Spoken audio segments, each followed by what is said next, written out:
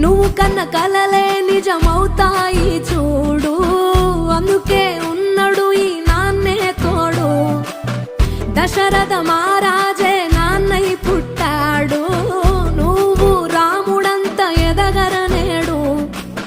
చరితలు ఎన్నడు చూడని మమతల గూడే వీధిరో, సంపద అంటే ఏదో కాదురో, ఇంతకు మించి